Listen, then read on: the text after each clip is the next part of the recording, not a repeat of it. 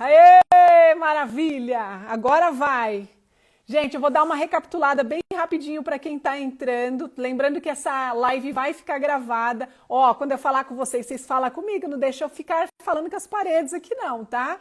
Quando a gente trata sobre disbiose intestinal, seria até redundante, mas tudo que se deve atender agora diante das doenças que nós temos, doenças emocionais, doenças físicas, o órgão-alvo é o intestino. Sejam bem-vindas, suas bonitas e bonitos, tem bastante gente querida aqui, então sejam bem-vindos. Reforçando, o nosso intestino é o nosso segundo cérebro comprovado aí, primeiro por conta de todos os mecanismos estruturais, bioquímicos e anatômicos que ele tem, que corresponde aí às combinações e às comunicações entre um neurotransmissor e outro. Avançando, quando nós falamos o que desregula a microbiota intestinal, tem relação com o que você come, principalmente gorduras de origem animal, excessos de açúcar, excessos de fibras, excessos de alimentos refinados. E lembrando que, como eu falei no começo, infelizmente, hoje os carrinhos de supermercado estão abarrotados de alimentos que aumentam o processo inflamatório no corpo ao invés de curar e equilibrar essa microbiota intestinal. As drogas voltadas para medicações, principalmente aquelas que você usa para dor de cabeça, para um processo inflamatório, um antibiótico aí desregradamente. Sabia que um antibiótico utilizado aí num período de 7 dias, ele pode desregular a sua microbiota intestinal em até 6 meses? E se você desregulou a sua microbiota intestinal, obviamente você abriu brechas e vulnerabilidade para outras patologias em questão. Lembrando que quando você também altera essa microbiota intestinal, aquela permeabilidade que eu expliquei no início do outro vídeo, onde cada célula ela cria uma barreira de proteção, né? Quando você fica com muitos gases, abdômen distendido, essa microbiota intestinal ela produz gases e fermentação e extravasa, abre esse campo aqui de proteção entre uma célula e outra, e o alimento que deveria estar percorrendo no lúmen intestinal, nesse cano, né, nessa passagem intestinal, ele passa para dentro, lá do intestino para a sua corrente sanguínea, gerando patologias muito sérias. E, obviamente, com a imunidade alterada, principalmente pessoas que têm doenças autoimunes, lúpus, artrite, fibromialgia, desde as tireoidites de Hashimoto, como eu tenho, que é uma das mais simples para serem tratadas, até as escleroses múltiplas, né? São as doenças mais graves de doença autoimune. Elas estão relacionadas à questão aí da disbiose, primeiro porque existem remédios que são aconselhados a se utilizar para sempre. Isso a ciência diz. Lembrando que existem formas de você minimizar isso. Já tive inúmeras pessoas tratando aí várias patologias autoimunes com muitos resultados, com uma alimentação dada pelo Papai do Céu, orientada da forma correta, tá? Então é importante você entender esses aspectos. Outro ponto, alteração da mucosa intestinal, como eu já falei, baixa ingestão de fibras gera essa desregulação aí, afetando o processo da alimentação para essas bactérias. O que seria, por exemplo, um estado que gera disbiose no seu corpo? E você vai entender daqui a pouquinho o que é essa disbiose, tá? Todo estado que te deixa inflamado, quando você está estressado, preocupado, dormindo pouco ou dormindo tarde, quando você se alimenta mal, quando você vivencia ambientes poluídos, a vulnerabilidade das preocupações, tudo isso gera aí um desequilíbrio. E até mesmo mulheres grávidas têm um leve desbalanço nas bactérias, que é importante. O que seria a disbiose intestinal? É quando as células do seu organismo, né, do seu intestino, elas não conseguem mais, através do desequilíbrio, só voltando, essa disbiose é um aumento das bactérias nocivas e uma diminuição das bactérias benéficas para o seu organismo. Ela vai estar associada, essa disbiose é um desequilíbrio, ela vai estar associada a uma palavrinha chamada estresse oxidativo. O que seria esse estresse oxidativo, Nutri? O estresse é quando o seu organismo é inflamado a tal ponto, a tanto desequilíbrio, que ele não consegue mais agir por conta sozinho e há uma desordem, há uma bagunça. Ele não consegue mais dar conta dessa inflamação e as bactérias patogênicas aumentam em grande proporção, tá?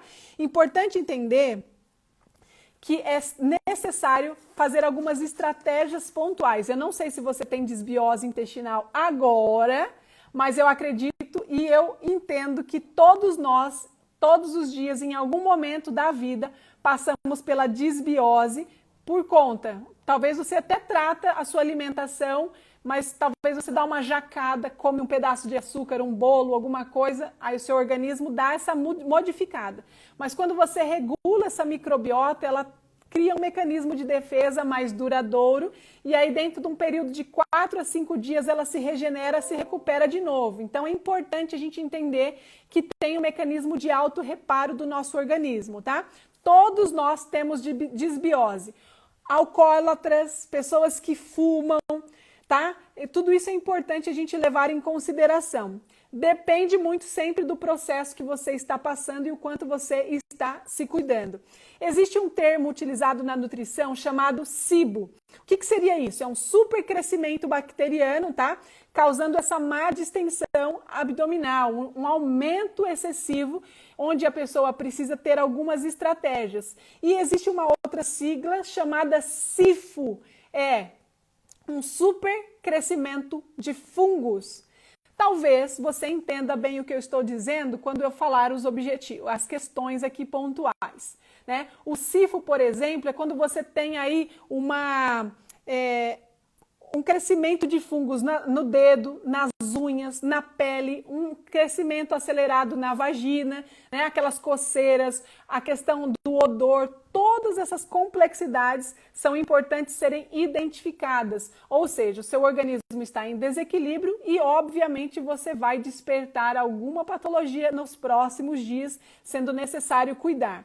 Então, é necessário que você entenda o seguinte, alimente o seu intestino com a alimentação correta, você vai conseguir regularizar um pouco isso, fazendo algumas estratégias pontuais, tá?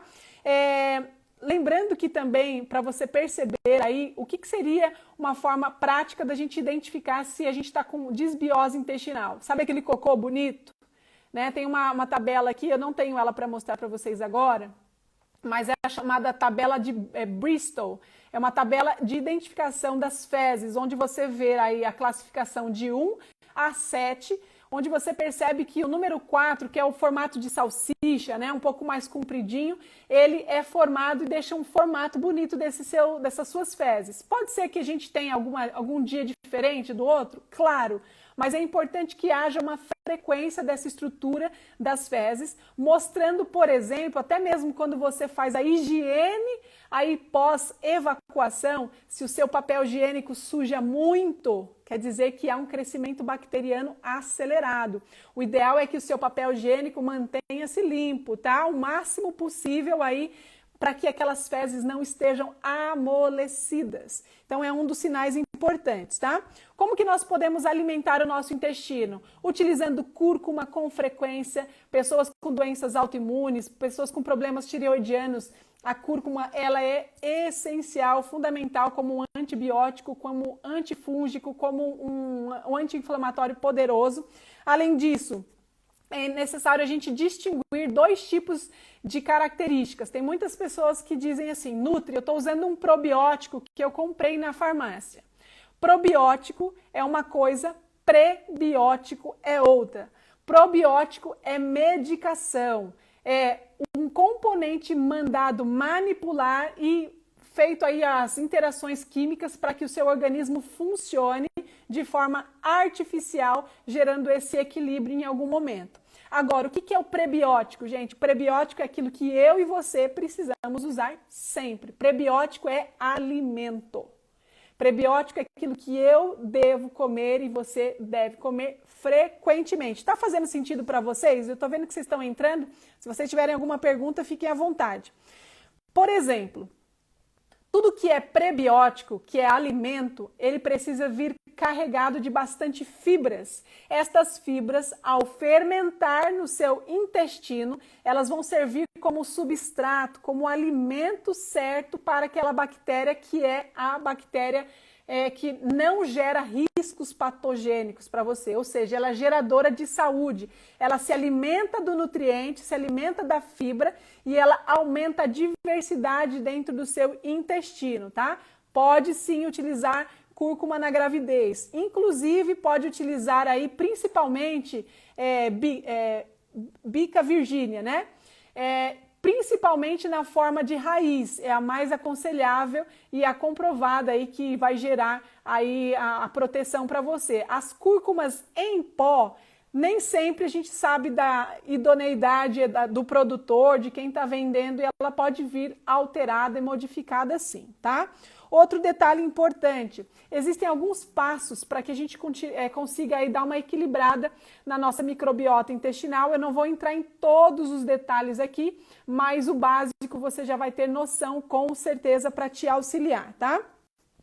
Lembrando, o primeiro passo seria utilizar alguns chás durante o dia, chás que auxiliam no processo digestivo. Aqui eu vou indicar espinheira santa, você pode utilizar capim-limão, erva cidreira, em algum momento do dia para diminuir aqui esse processo inflamatório do seu organismo e também fazer com que o seu processo digestivo facilite.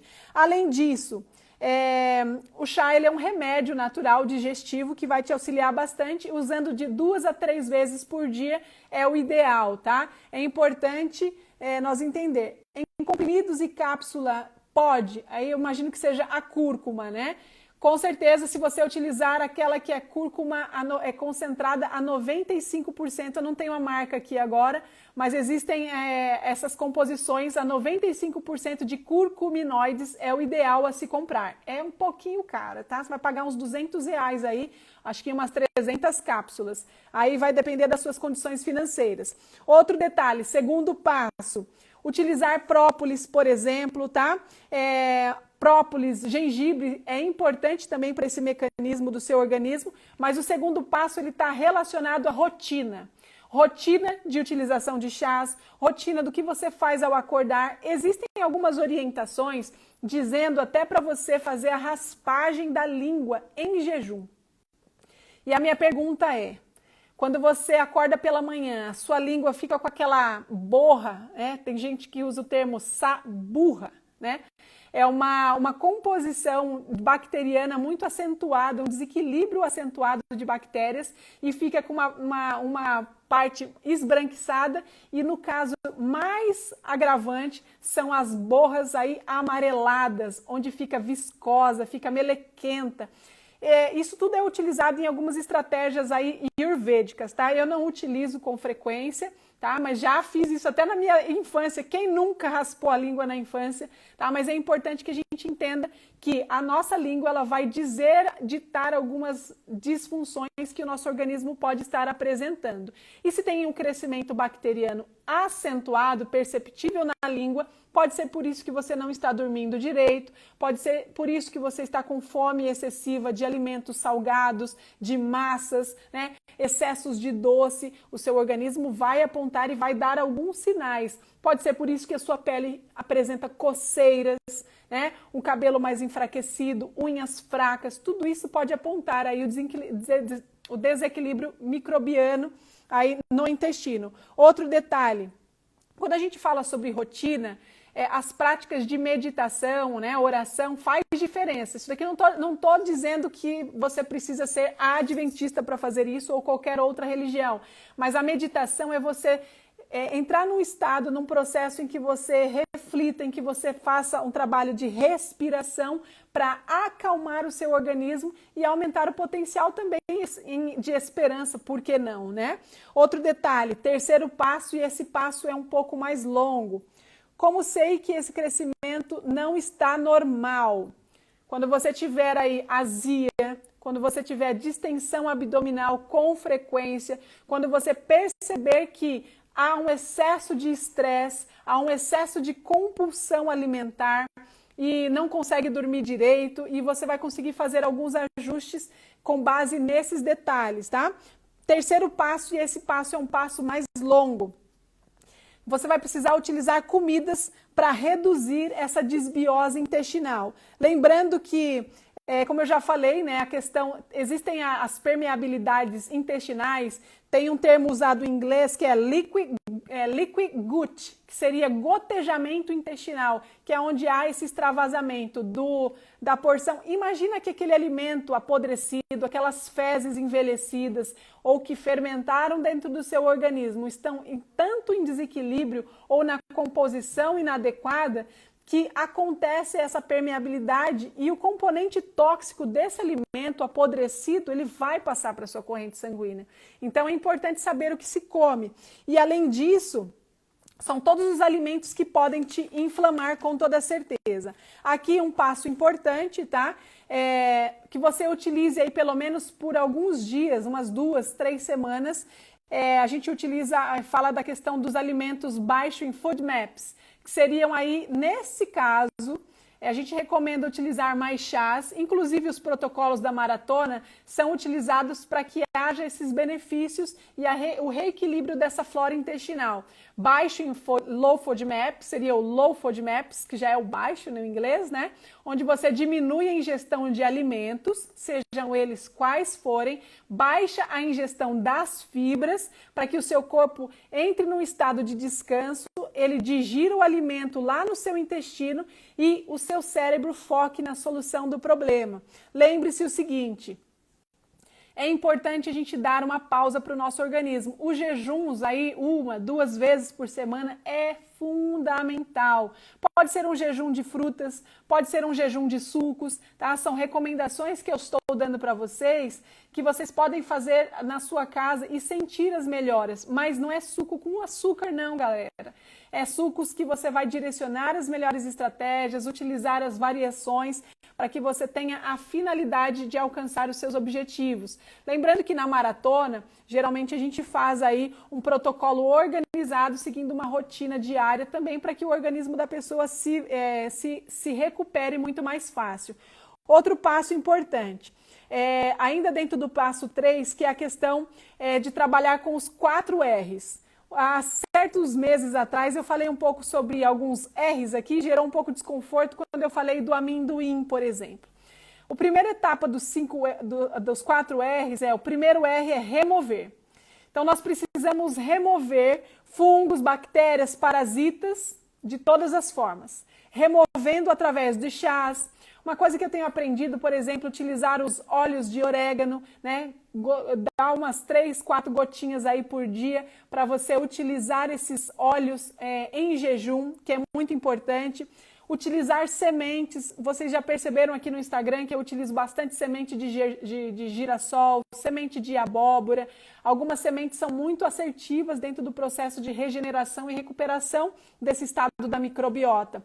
Segundo ponto aí, segundo R, recolocar, que é colocar novamente. Colocar o que, gente? Enzimas digestivas. Lembra que eu falei que todas as vezes que nós aquecemos o alimento, aí acima de 42 graus, esses alimentos eles passam a perder essas enzimas digestivas e dificultar o processo nutricional. Por isso que muitas pessoas comem, mas estão desnutridas, porque essas enzimas foram perdidas ao longo da ingestão de alimentos cozidos excessivamente.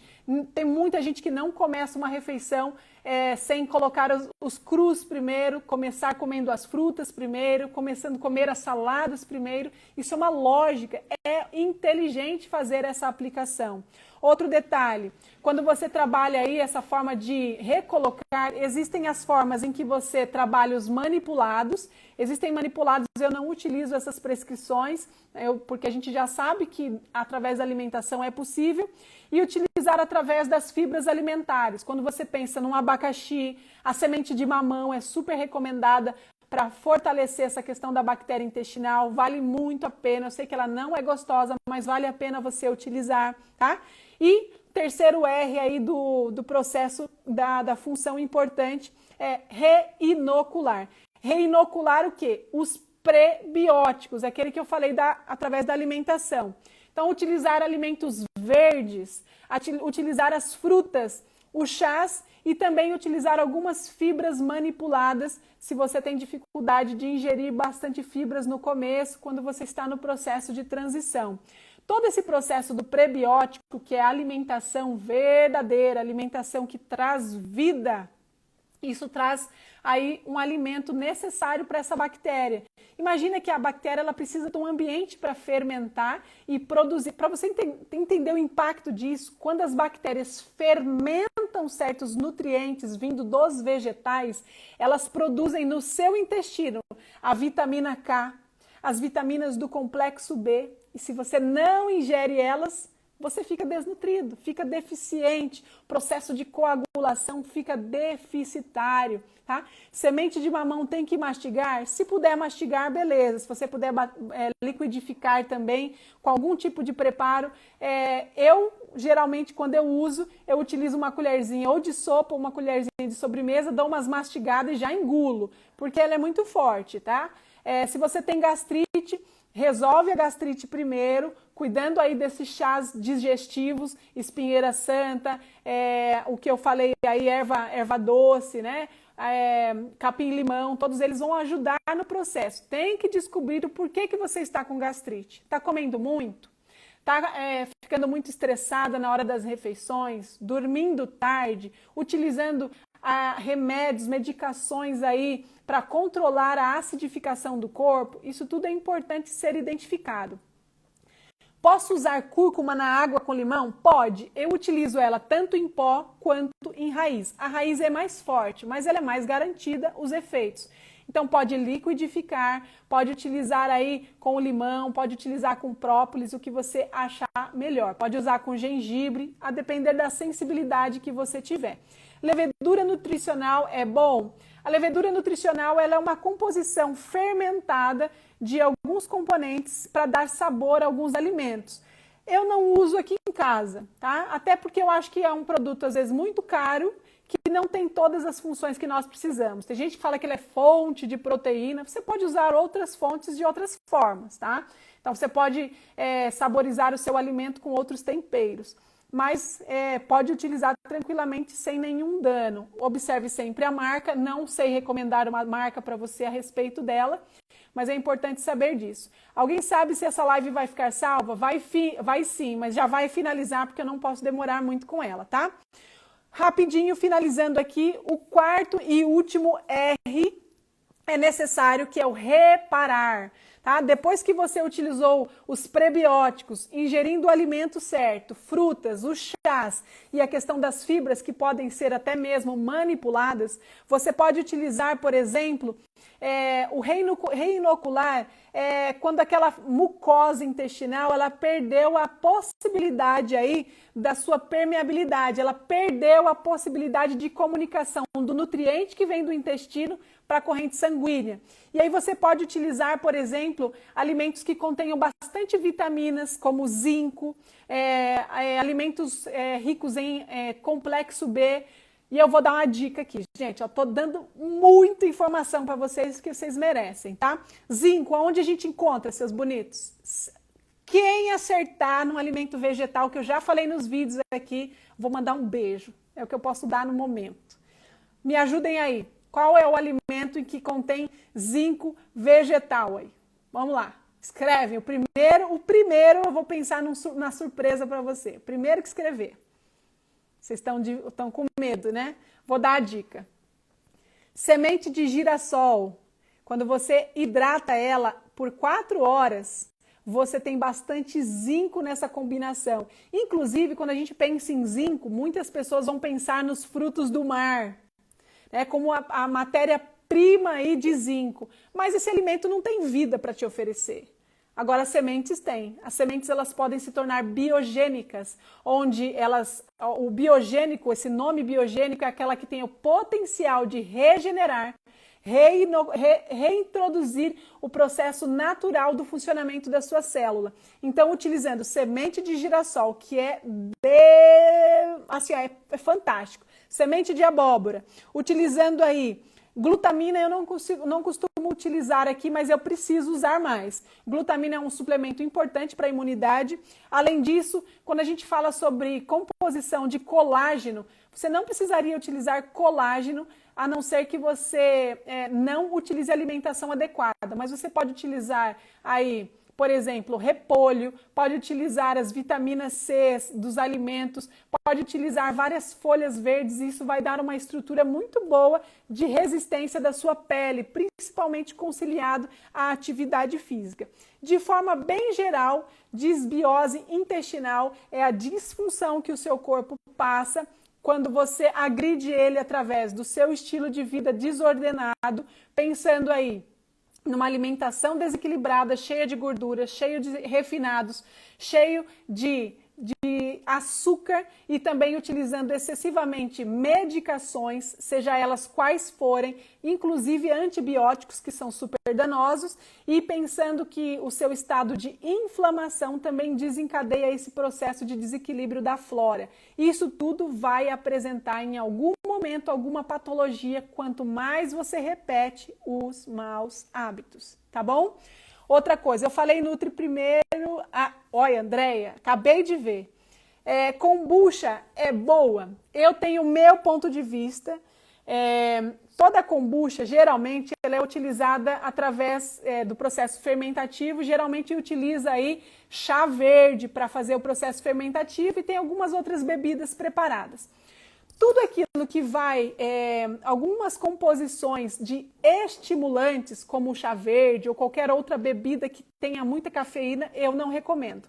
Pode até ter comprovação científica, mas eu não recomendo, por entender que é um princípio que desencadeia aí o processo de estresse no organismo, você fica eufórico, você perde o controle aí a longo prazo, quanto mais se usa isso daí. Por exemplo, café, chocolate, todos esses alimentos estimulantes com muita cafeína também causam um desequilíbrio na flora intestinal.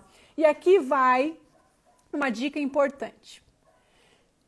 Tem algum alimento que você olha e fala assim, olha, faz tempo que eu não sei o que é não comer esse alimento, eu uso todos os dias, eu não vivo sem.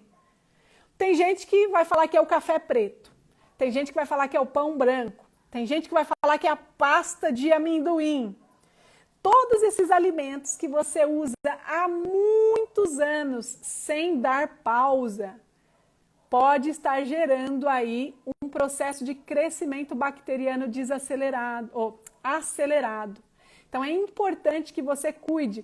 E eu falo isso porque, por exemplo, tem gente que fala assim, Nutri, eu não uso manteiga, eu não uso queijo, mas eu uso pasta de amendoim todos os dias. E às vezes é muito mais do que uma colher de sopa. E o que essa pessoa faz? Ou ela compra aí uma pasta de amendoim, talvez de boa ou não qualidade, procedência, e ela utiliza com grande frequência, lembrando que não tem nenhum amendoim hoje comercializado no mundo inteiro que não tenha o crescimento de fungos, as aflotoxinas dos amendoins. Se é possível que se tenha fungos neles, embora você coma aí todos os dias, o seu organismo, embora ele seja vegetal, esse tipo de alimento, ele vai, obviamente, gerar um crescimento de fungos acelerado também no seu organismo, tá bom? Então é importante cuidar com toda certeza. Deixo de molho a semente de girassol e depois bato ela com alimentação. Não precisa liquidificar, pode colocar na fruta, na salada, onde você quiser, tá bom? É muito importante pensar nisso. Ótimas dicas para quem quer mudar o estilo de vida. Perfeito. Espirulina, clorela em cápsula vegana é bom? Olha, é muito importante que você busque. Tem alguns produtos vindo da Amazonas, né, que geralmente são mais recomendados. Depois vou postar aqui uma marca que geralmente é postada. Eu não uso muito, eu tenho aqui em casa espirulina, tá? Mas porque minha alimentação eu uso outras fontes aí para poder me suprir. Mas não teria problema você utilizar sendo controlado e direcionado também as quantidades. Aí uma colher de sopa por dia já é suficiente, tá? Todos os dias da maratona você vai estar nos ajudando por aqui? Não, Thalita. A plataforma é um local de suporte já para vocês. Vocês vão explicar, vão esclarecer as dúvidas de vocês abaixo dos vídeos que já estão postados lá. Caso haja dúvida, vocês podem perguntar, mas todas as respostas já tem dentro de cada modalidade, cada módulo, cada aula.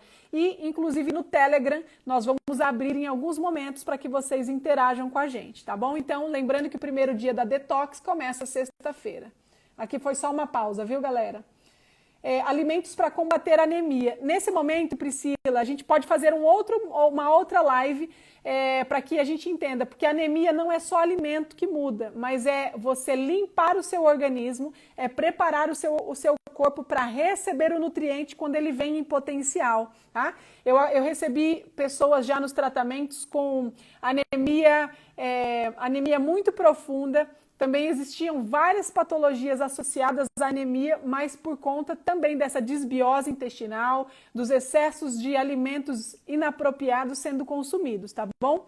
O que posso substituir? A margarina. Pode utilizar aí um guacamole, uma pasta de abacate, você pode utilizar aí, por exemplo, uma pasta de gergelim. Eu posso fazer meu tahine em casa quanto comprar ele. Eu compro da marca Istambul, que é muito gostosa, não utilizo muito por dia, mas utilizo quando eu estou com vontade.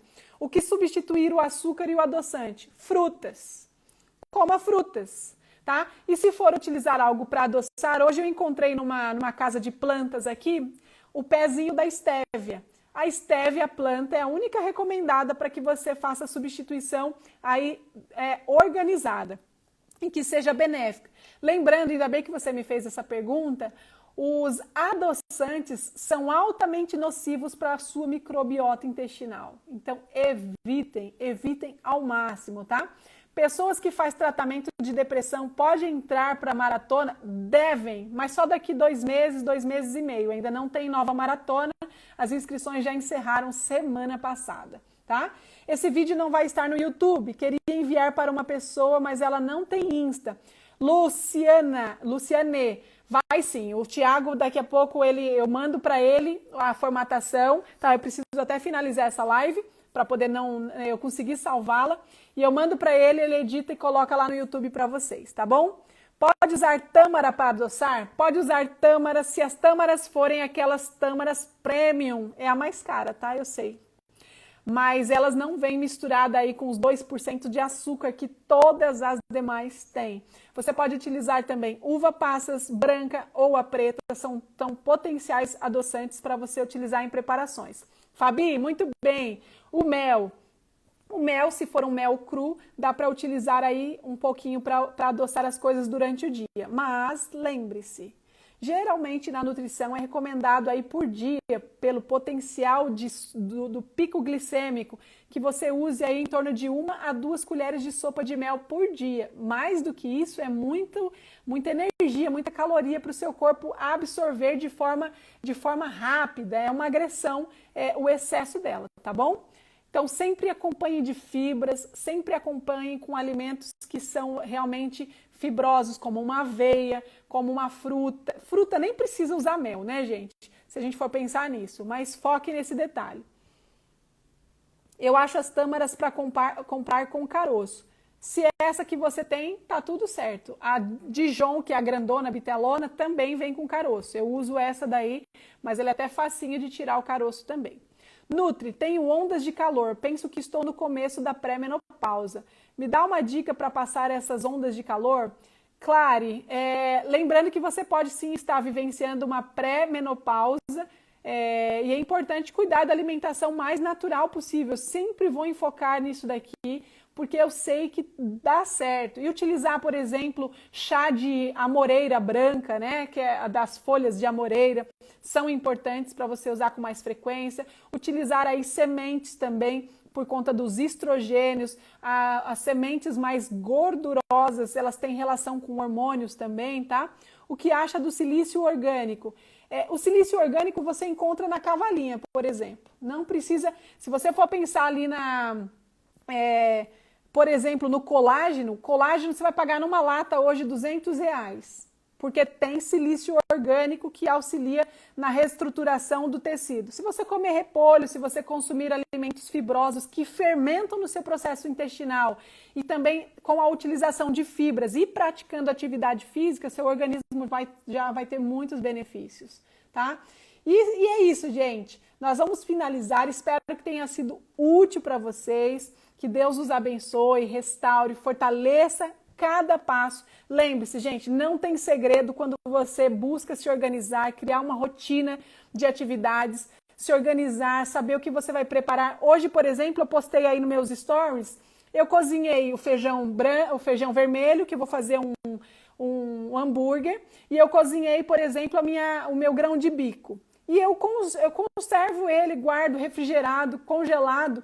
Esses alimentos fermentando no seu organismo é também muito benéfico, porque serve como um nutriente importante. Tem gente que não come feijão, tem gente que quer se tornar vegetariano estrito, mas não usa feijões, não usa castanha, não usa sementes. Tudo isso precisa usar bastante, tá?